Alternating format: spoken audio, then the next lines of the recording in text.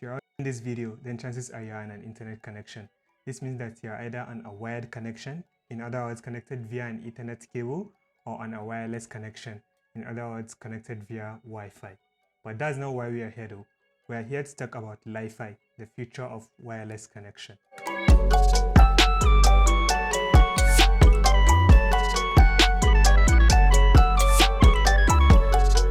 Okay, before we dive into LiFi, we need to know what Wi-Fi is and how it works. When you connect your device to a router at home or a mobile hotspot, it sends data in form of radio signals, which is then converted into actual data that your device interprets in form of zeros and ones. Wi-Fi is that technology that connects your devices to the router in form of radio waves. Your device comes with a built-in Wi-Fi chip that receives these signals and interprets them in binary format, since that's the only format that the computer understands. A typical modern router comes with two frequency bands, a 2.4 GHz band and a 5 GHz band. The 2.4 GHz band gives you more coverage but at a slower speed, while the 5 GHz band gives you faster speed but at less coverage. But here's where some of Wi-Fi's limitations start. Because it uses radio wave signals, it's susceptible to interference from other signals, be it other Wi-Fi signals or even your home appliances like a microwave. So the next time you see your Wi-Fi speed dropping, check if your microwave is turned on. Technology is advancing at a rapid state, making the size of the data needed to be transferred larger than ever before. Just a decade ago, the data an average consumer uses is in megabytes, and today it's in gigabytes. And before we know, it will be in terabytes, and there's just so much that Wi-Fi can carry. The average consumer gets about 100 to 500 megabits of Wi-Fi speed, or even less.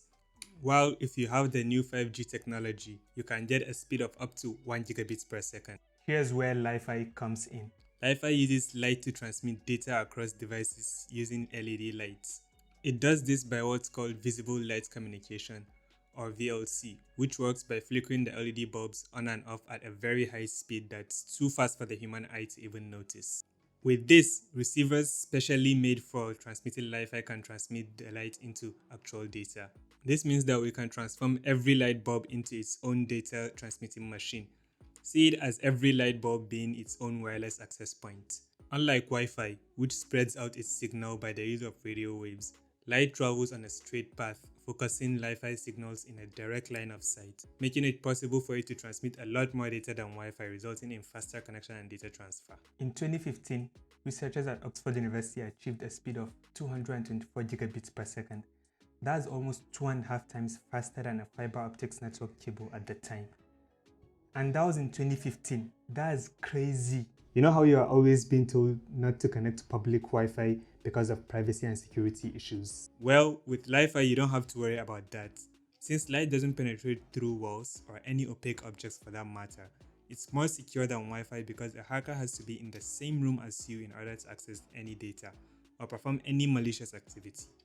The light can be dimmed to a significant level and still be able to transmit data from the source. This is also where one of the downsides of LiFi is. It has very low coverage. If you are in a different room, you can't use it, except if you also have a LiFi bulb in the room you are in. LiFi can also be used where Wi-Fi is not accessible, like airplanes, underwater activities, and nuclear power plants. It also won't be affected by other electromagnetic waves or signals, such as waves from your microwave. Imagine being able to surf the net on an airplane with no restrictions like you're on the ground.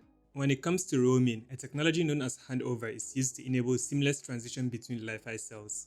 That means you can be walking on the street, moving from under one street light to another, and your phone will switch to the nearest street light seamlessly without you even noticing. Not just street lights, this could be in your home, moving from one room to another, and your device can switch between lights without losing connection. This also makes LiFi cheaper than Wi-Fi since it uses LED bulbs, which are way more cost effective and energy efficient than routers. Okay, with all this hype, the question arises, will LiFi replace Wi-Fi? Well, the answer for now is not anytime soon, at least not on a consumer scale.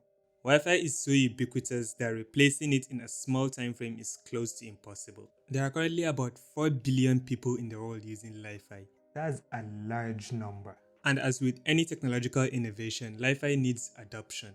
Just like I mentioned earlier, our devices have Wi-Fi chips that they use for transmitting the Wi-Fi signal.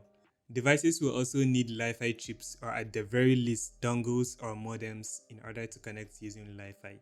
There are companies out there already that are working on these dongles and modems, but in order for it to become mainstream, device manufacturers need to embed these chips into their products. Companies around the world are already experimenting on these devices. For example, in 2020, a Taiwanese company announced one of its tablets coming with built-in LiFi chips. And a grocery store in France is already using LiFi to offer its customers coupons and incentives by tracking them around the store. But that might be a double-edged sword. But we will not be seeing this on a mass scale until OEMs and chip manufacturers start adopting this technology. So overall, you see where I'm getting with this. LiFi is a great technology, and there is no doubt that when it comes, it will improve a lot of aspects in our daily and work lives. But as with any technological breakthrough, what it needs to succeed is adoption. People won't just abandon their routers and go buy LiFi dongles or switch all their bulbs with LiFi bulbs. Well, for that, I know people who might do that. But as more companies realize its potential and start embedding it into their products, it will slowly become mainstream, but we still have a bit of time until then. Click the button here to subscribe if you enjoyed the video, and the one here to watch another video like this. Thanks for watching. I'm Faisal, and I'll catch you in the next video.